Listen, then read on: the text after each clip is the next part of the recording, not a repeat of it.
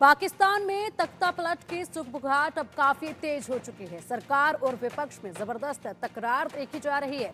PTI समर्थकों ने सरकार को अल्टीमेटम दिया है। 21 सितंबर तक शहबाज मुनीर को अल्टीमेटम दिया गया है।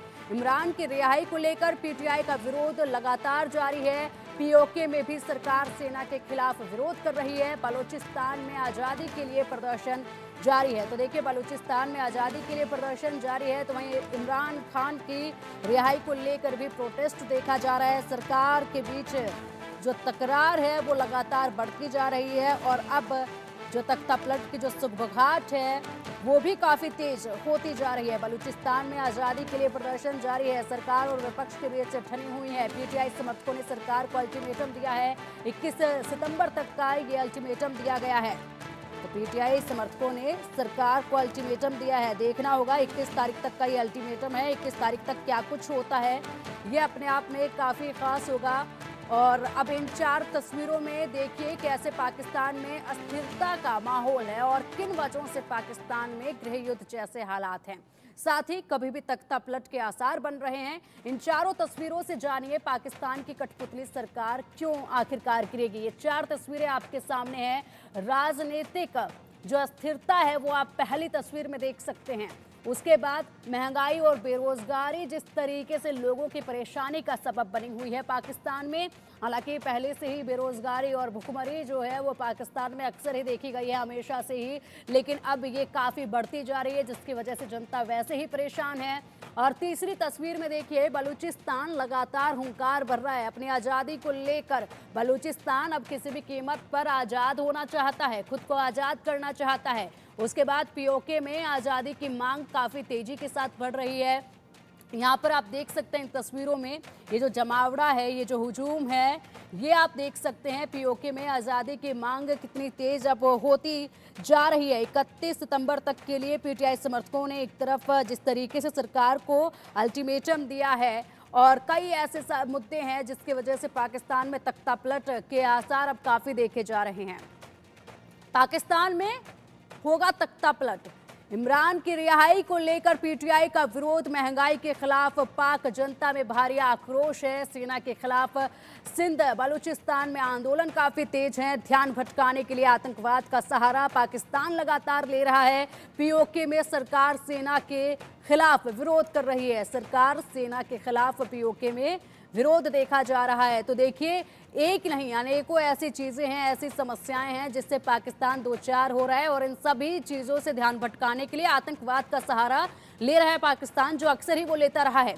टुकड़े टुकड़े अब पाकिस्तान होगा, ये पूरी तरह से देखे जा सकते हैं किस तरीके से पीओके में सरकार सेना के खिलाफ विरोध देखा जा रहा है। पीओके के लोग भारत में मिलने को तैयार हैं। अब बलूचिस्तान में आज़ादी के लिए अक्सर प्रदर्शन देखा गया है। सिंध की स्वतंत्रता के लिए आंदोलन भी काफ़ी तेज अब हो चुके हैं। खैबर पख्तूनख्वा की आज़ादी के लिए भी प्रदर्शन लगातार जारी है। लोगों में आक्रोश देखा जा रहा है। इस्लामाबाद में पश्तून लगातार करते आ रहे हैं प्रदर्शन और इमरान खान की रिहाई के लिए पीटीआई का प्रदर्शन एक तरफ अलग से देखा जा रहा है। तो अब पाकिस्तान में अगर बात करें, बलूचिस्तान अपने रिहाई को लेकर अपने आप को आज़ाद कराने के लिए पाकिस्तान में बलूचिस्तान प्रोटेस्ट कर रहा है और बिल्कुल पूरी तरह से परेशान होकर अब हर हाल में खुद को आज़ाद कराना चाहता है बलूचिस्तान। तो वहीं दूसरी तरफ पीटीआई के जो समर्थक हैं वो इमरान खान की रिहाई को लेकर अक्सर ही सड़कों पर आते हैं, तोड़फोड़ करते हैं, सरकार को खुली चुनौती वो देते नजर आते हैं, सेना के साथ भिड़ते वो नजर आते हैं। पाकिस्तान में इससे पहले तख्ता पलट कब कब हुआ उस पर भी नजर डाल लेते हैं। 1958 में मेजर जनरल इस्कंदर मिर्जा ने अंजाम दिया था इसको। फिरोज खान नून की सरकार उस वक्त बर्खास्त की गई थी और उस वक्त यहाँ पर तख्ता पलट 1958 में देखा गया था। उसके बाद 1977 में तख्ता पलट हुआ। 1977 में जनरल जिया उल हक की कारस्तानी जुल्फिकार अली भुट्टो की सरकार इस वक्त बर्खास्त की गई थी, वहां पर भी तख्ता पलट देखा गया। और उसके बाद 1977 के बाद 1999 में जनरल परवेज मुशर्रफ की तानाशाही देखी गई, जहां पर नवाज शरीफ सरकार को बेदखल कर दिया गया था और उस वक्त वहां पर तख्ता पलट हुआ था। तो सबसे पहले 1958 में तख्ता पलट की तस्वीरें आई थी। उस वक्त पाकिस्तान का जो हाल हुआ था वो सबने देखा। उसके बाद 1999 की अगर बात करें उस वक्त भी यही हुआ था। और अब चलिए पाकिस्तान के इन हालात पर अधिक चर्चा के लिए हमारे साथ खास मेहमान जुड़ गए हैं, जेके बंसल जी, जो कि मेजर जनरल रिटायर्ड हैं, डिफेंस एक्सपर्ट हैं। बंसल जी, बहुत बहुत स्वागत है आपका इंडिया न्यूज़ पर। और मनन द्विवेदी जी, जो कि विदेशी मामलों के जानकार हैं। मनन जी, आपका भी बहुत बहुत स्वागत है इंडिया न्यूज़ पर। पाकिस्तान के हालात काफी गंभीर हैं, तख्तापलट कभी भी हो सकता है, वो दिन अब दूर नजर नहीं आ रहे हैं। बंसल जी, सबसे पहले आपसे जानना चाहेंगे, एक नहीं अनेकों ऐसे मुद्दे हैं जो पूरी तरह से चरमराए हुए हैं पाकिस्तान में। बेरोजगारी की बात करें, भुखमरी की बात करें, या फिर पीटीआई समर्थकों का जिस तरीके से इमरान खान के रिहाई को लेकर प्रोटेस्ट देखा गया उसकी बात करें, या फिर जिस तरीके से बलूचिस्तान खुद को आजाद कराने के लिए प्रोटेस्ट कर रहा है। एक के बाद एक कई तस्वीरें ऐसे अब निकलकर सामने आ रही, कभी भी तख्तापलट हो सकता है। बंसल जी, देखिए, तख्ता पलट तो क्या होगा, वो इसलिए नहीं कि आर्मी खुद ही अभी कंट्रोल कर रही है। ये तख्ता पलट की बात तब आती है जब कोई सिविल एडमिनिस्ट्रेशन या सिविल गवर्नमेंट उनके अगेंस्ट जाए। लेकिन पाकिस्तान के हालात, जैसे आपने बिल्कुल बहुत सही बताया, इतना बुरा हाल है चारों तरफ से कि पाकिस्तान के टुकड़े हो जाएंगे, पाकिस्तान में एक सिविल वार हो जाएगा, त्राहिमाम मचेगा। अभी पाकिस्तान की आर्मी में वो शक्ति नहीं रही है जो पहले थी। अभी जो है जनता भी उनके खिलाफ में है, उनके कर्नल को पकड़ के तालिबान ही लेके चले गए हैं। जनता जो है इनके मजिस्ट्रेट और पुलिस को मार रही है, जैसे कि अभी कुछ दिन पहले जो खैबर पख्तूनख्वा में हुआ है। और जो वहाँ के पीटीआई के नेता हैं वो सरेआम जो धमकी दे रहे हैं, पिस्तौल रख देते हैं उनके पुलिस वालों की कनपटी पे, जो कि रिपोर्टें आ रही हैं। उनके जो एक चीफ मिनिस्टर हैं खैबर पख्तूनख्वा के, गंडापुर जो है, उन्होंने काफी जो है बहुत जबरदस्त एक जलसा निकाला हुआ है। इसके अलावा जितने भी पीटीआई के बड़े लीडर्स हैं, करीब 90, उनको जो है सबको जेल में डाल दिया गया है। तो ये देखते हुए, इससे भी बड़ी बात ये है, तो जो आपने बताया, एक और इम्पोर्टेंट चीज मैं और बताना चाहूंगा, ये इनकी इकोनॉमी हालात भी खराब है। $7 बिलियन मिलने वाले थे जुलाई में, इनको प्रॉमिस किया था आईएमएफ ने, इंटरनेशनल मॉनेटरी फंड ने, जो कि अभी तक भी इनको नहीं मिले। और उसका कारण यह है कि इनके जो हिस्ट्री है वो बहुत खराब है। $2 बिलियन जो इन्होंने चाइना से लोन लिया, और जो चाइना, यूएई और सऊदी अरब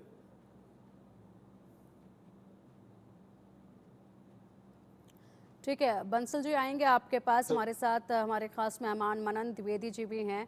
मनन जी, देखिए, जिस तरीके से लगातार एक के बाद एक प्रोटेस्ट कई वक्त से हम देखते आ रहे हैं पाकिस्तान में, इसके अलावा अगर बात की जाए तो पाकिस्तान जो है इन सभी मुद्दों से ध्यान भटकाने के लिए आतंकवाद का भी सहारा ले रहा है। जी बिल्कुल, आपकी बात पूर्णतया सच है। और अगर हम देखें तो भारत की विदेश नीति के बारे में हम लोग बात कर सकते हैं। भारत की विदेश नीति में ये है, मुख्य धारा ये है कि हमारे प्राइम मिनिस्टर नरेंद्र मोदी जी ने कहा है यूक्रेन और रशिया में भी जाकर कि डिफेंस से कुछ चीज नहीं होगी, वॉर को सॉल्यूशन नहीं है, पर डिप्लोमेसी सॉल्यूशन है। और पाकिस्तान को ये कई बार कह चुके हैं, इसलिए भारत और पाकिस्तान के बीच वार्ता नहीं होती है, कोई भी नेगोशिएशन या कोई भी कूटनीति संभव नहीं है, क्योंकि talks and terror can not go together. मतलब आतंकवाद और शांति की प्रस्तावना साथ साथ नहीं की जा सकती। ये हमारी विदेश नीति का एक अपूर्व घटक बन गया है मिनिस्ट्री ऑफ एक्सटर्नल अफेयर्स में। और जहां तक पाकिस्तान के आज के बारे में हम देखें तो हम चाहेंगे कि ये एक तरीके से पाकिस्तान का डीप स्टेट है, पाकिस्तान की मिलिट्री है, और इनके साथ मिला हुआ है इंटर सर्विसेज इंटेलिजेंस। जो ये लोग सरकारें बदलते रहते हैं, नए हुक्मरानों को लाते हैं, और अगर वो उनके अगेंस्ट शिकायत करते हैं, उनके खिलाफ जिरह करते हैं, तो वो लोग उनको हटा देते हैं। और मैं आपका ध्यान आकर्षित करना चाहूंगा एक दिन पहले की बातचीत पर। कल की पहले की जो घटनाक्रम है, जैसे कि डॉन न्यूज़पेपर ने भी रिपोर्ट किया है, जो अताउल्ला तरार हैं वो हैं इंफॉर्मेशन मिनिस्टर पाकिस्तान के, और उन्होंने ये बात पूरे पुरजोर तरीके से बोली है कि कोई भी पीटीआई, मतलब इमरान खान की जो पॉलिटिकल पार्टी है, कोई भी पीटीआई के व्यक्ति को या फिर किसी भी इंसेंडियरी फोर्स ने पार्लियामेंट, पाकिस्तान की नेशनल असेंबली में एंटर होके इनको नहीं अगवा किया है, या सरकार ने इनको नहीं किडनैप किया है। पर हम ये पाएंगे कि जो सादिक मियां हैं, जो अय्याज सादिक हैं, वो स्पीकर हैं पाकिस्तानी नेशनल असेंबली के, और उन्होंने ये बात बोली है और ये एक्सेप्ट किया है। मतलब एक ही जगह से दो तरह के स्टेटमेंट आ रहे हैं। जो अय्याज सादिक, उन्होंने एक्सेप्ट किया है कि बेसिकली कुछ अनटूवर्ड मूवमेंट हुआ पाकिस्तान की पार्लियामेंट में, और जिसके तहत कुछ मास्क पहने हुए कुछ व्यक्ति पाकिस्तान प्रीमाइसेस में आए, और उन्होंने वहां पर आकर पूरी तरीके से पीटीआई के लोगों को के साथ मिसबिहेव किया, और दो या चार लोगों को वहां से अगवा करके ले गए, जिसको अभी कहा जा रहा है कि पाकिस्तान में ये स्टेट एजेंसी का काम है। तो इस तरीके की अगर हम बातों को देखें तो हम पाएंगे कि पाकिस्तान एक तरीके का बनाना रिपब्लिक बन चुका है। कभी आईएमएफ के आगे कटोरा लेके जाता है, कभी और चाइना का क्लाइंट स्टेट और चाइना का स्लेव स्टेट तो पाकिस्तान है ही मॉनेटरी रूप में। और अगर हम देखें तो पाकिस्तान का जो डेट है वो अराउंड 62.7 ट्रिलियन डॉलर्स है, जिसमें से 24 ट्रिलियन डॉलर्स अपने डोमेस्टिक डेटर्स को ओ करता है पाकिस्तानी सरकार। और जहां तक आपने मुझसे प्रश्न पूछा कि आतंकवाद और पाकिस्तान का क्या रिलेशन है, तो ये बात सर्वविदित है कि cross border terrorism Pakistan Bharat में फैलाता रहता है। और सिंबॉलिक तौर पर सबसे बड़ी घटना तो ये हुई कि जब भारत के प्रधानमंत्री नरेंद्र मोदी ने वहां पर जाकर जब उनकी तख्तपोशी हुई और वो प्राइम मिनिस्टर की ओथ को लेने लगे, उसी दौरान कश्मीर श्रीनगर में जम्मू में अटैक किया गया और सिंबॉलिक मैसेज दिया गया भारत सरकार को, पाकिस्तान के टेररिस्ट एजेंट्स द्वारा, कि हम लोग नाखुश हैं आपके तीसरे टर्म से, और हम लोग आपके देश में या कश्मीर प्रोविंस में अनार्की फैलाएंगे। ठीक है सर, आएंगे आपके पास। हमारे साथ जेके बंसल सर भी जुड़े हुए हैं। बंसल सर, देखिए, जिस तरीके से ये तो बात हुई कि आतंकवाद से किस तरीके से कनेक्शन है वो जग जाहिर है, आर्थिक व्यवस्था क्या है वो जग जाहिर है। अगर बात अब कर ली जाए वहाँ के हालातों की, तो 31 सितंबर तक का जो वक्त है वो पीटीआई समर्थकों ने दिया है। शहबाज मुनीर को ये वक्त दिया गया है, 21 सितंबर तक का समय दिया गया है। उस बीच क्या हो सकता है और 21 सितंबर के बाद क्या करेंगे पीटीआई समर्थक? देखिए, पीटीआई समर्थक जो हैं उनको जनता का सपोर्ट भी मिल रहा है। मैं पाकिस्तान का टीवी देख रहा था तो उसमें इमरान खान के फेयर में काफ़ी जनता है, तो वो एक बहुत बड़ा जलसा और जो एक त्राहिमाम मचाएंगे, और वो दोनों तरह की त्राहिमाम मचाएंगे। जनता आएगी सड़कों पर, उसमें वायलेंस भी हो सकता है, क्योंकि ये तहरीके जो पीटीआई पार्टी है, इसमें काफी लोग जो है वो वायलेंस भी करते हैं। जैसे कि अभी भी उनके जो शासक हैं, जो उनके नेता हैं, जिसपे इल्जाम लगा है कि एक पुलिस वाले की कनपटी में उन्होंने जो है एक पिस्तौल रख दिया या गन रख दी, तो इस तरह की बातें वहां पर होंगी। 9 मई 2023 को जब एक बहुत बड़ा यहाँ पे बवाल किया था इन्होंने, और आर्मी के कैंप पर भी और आर्मी के हेडक्वार्टर पर भी अटैक कर दिया, तो इस तरह की स्थिति दोबारा हो सकती है। और अब आर्मी को भी का भय भी खत्म हुआ है पाकिस्तान के अंदर। जब तक वहाँ बिल्कुल एकदम सूटेड साइट या मार्शल लॉ ना लगा दिया जाए, तो इसको मिटाना या इस स्थिति को कंट्रोल करना बहुत मुश्किल होगा। दूसरा, जैसा कि कहा गया है कि बहुत सारे जो है जो एजिटेशन हो रहे हैं, और अभी जो सिंध में भी एजिटेशन हो रहा है, रिवर सिंध नदी के पानी को लेकर के, वहाँ के भी पॉलिटिकल पार्टी जो हैं उन्होंने एक एजिटेशन किया हुआ है।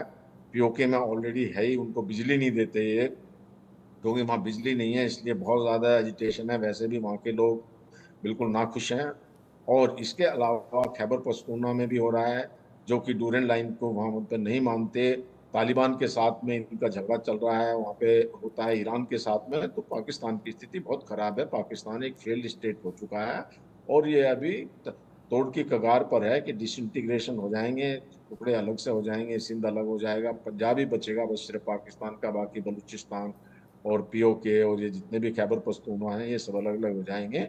और पाकिस्तान अपने आप को ये संभाल नहीं पा रहा है।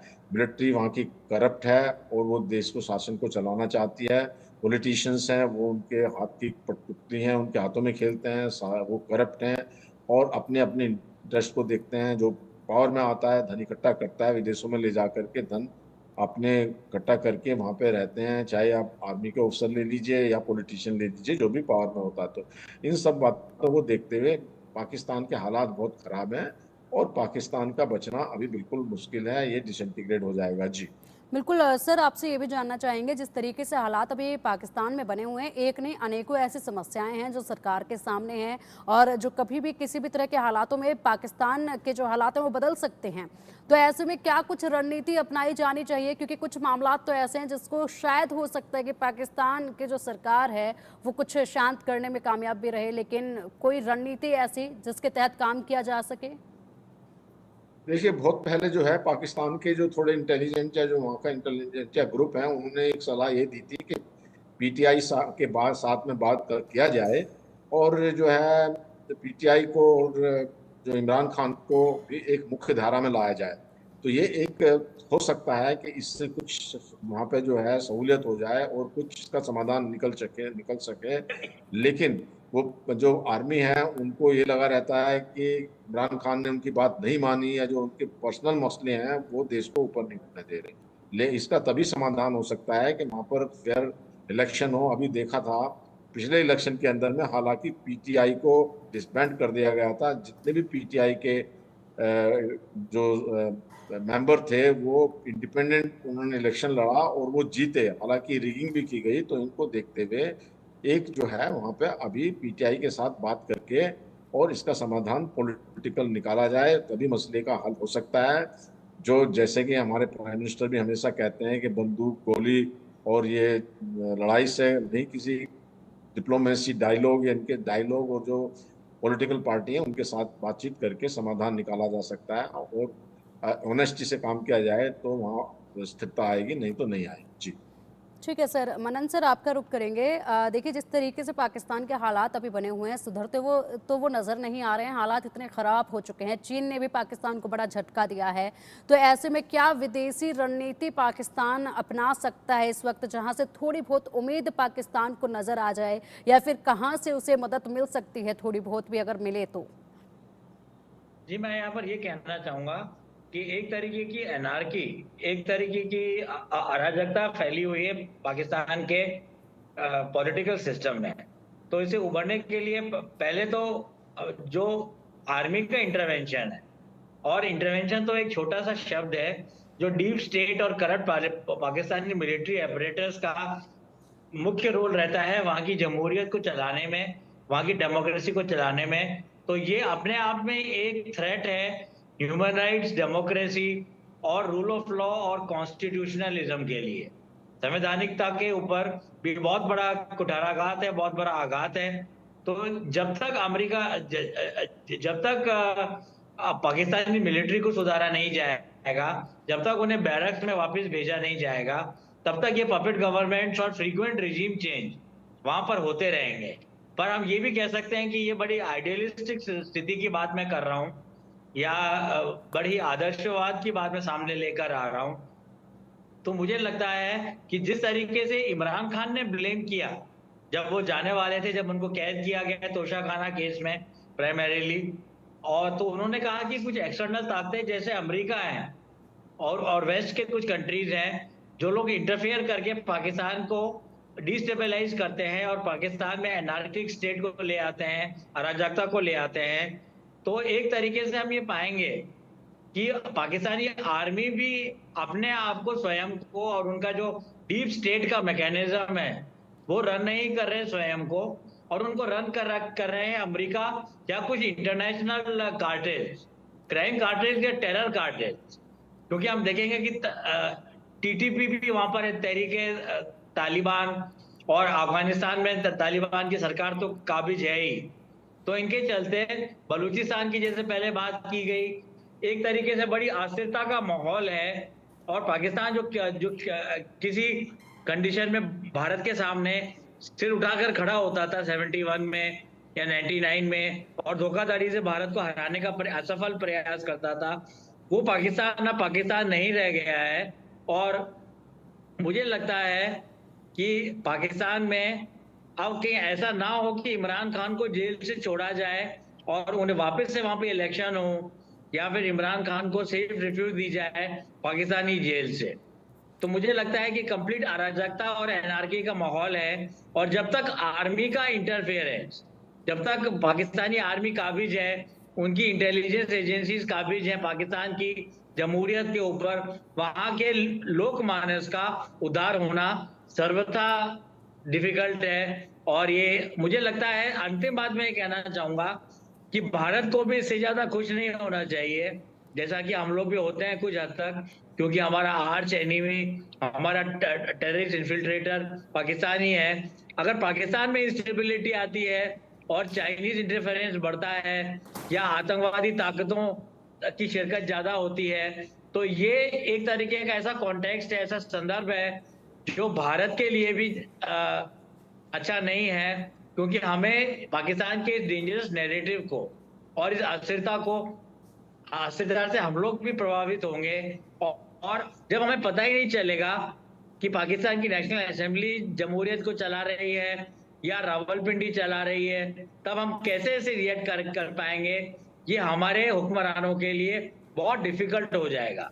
तो हमें ऐसा लगता है कि पाकिस्तान का भविष्य अच्छा नहीं है, और कहीं पाकिस्तान डिसइंटीग्रेट भी हो जाए तो भी ये भारत की तरफ के लिए एक स्ट्रेटेजिक और कूटनीतिक चैलेंज के रूप में ये डेवलपमेंट आके उभरेगा। मैं यहाँ पर यही कहना चाहूंगा। बिल्कुल मनन जी, आपने बिल्कुल सही कहा। पाकिस्तान का ना भविष्य अच्छा है और ना ही वर्तमान अच्छा चल रहा है। तो ऐसे में अगर बात की जाए मनन जी, जिस तरीके से आपने बताया कि ऐसा ना हो कि वहां पर अब इमरान खान को जेल से छोड़ दिया जाए, रिहाई उनको दे दी जाए। बंसल सर, आपसे जानना चाहेंगे इसी पर कि देखिए, पाकिस्तान के साथ वजीरिस्तान अफगान पश्तून इमरान के साथ हैं, खैबर पख्तूनख्वा के पश्तून पठान भी इमरान के साथ हैं, बलूचिस्तान के बलूच पठान भी इमरान के साथ हैं, और वहीं पंजाब के थोड़े बहुत पंजाबी जो हैं वो भी उनके समर्थक हैं। तो ऐसे में हर तरफ से उनको समर्थन मिल रहा है, जिस तरीके से आपने पहले भी बताया था कि उनके समर्थक काफ़ी हैं। तो ऐसे में यहाँ पर चांसेस काफ़ी देखे जा सकते हैं, और वहाँ की सेना भी अब काफ़ी कमज़ोर होती जा रही है। देखिए, अभी आपने बिल्कुल ठीक कहा। अगर मान लिया पाकिस्तान में इमरान खान आते हैं दोबारा, या उनका कोई, अगर वो ईमानदारी से काम करते हैं तो उद्धार हो सकता है, लेकिन वो भी सेना की कठपुतली बन जाते हैं, और उनके अंदर में भी ऐसे ही सब कुछ करप्शन भी भरा हुआ है। तोशा खाना को सामान बेच दिया, हिंदुस्तान के साथ भी उन्होंने प्रोमिस किया था, अच्छा नहीं किया। और दूसरा, जो पाकिस्तान की सेना और डीप स्टेट हालांकि अपने आप को नहीं संभाल पा रही, लेकिन इनके एक आदत बन गई है।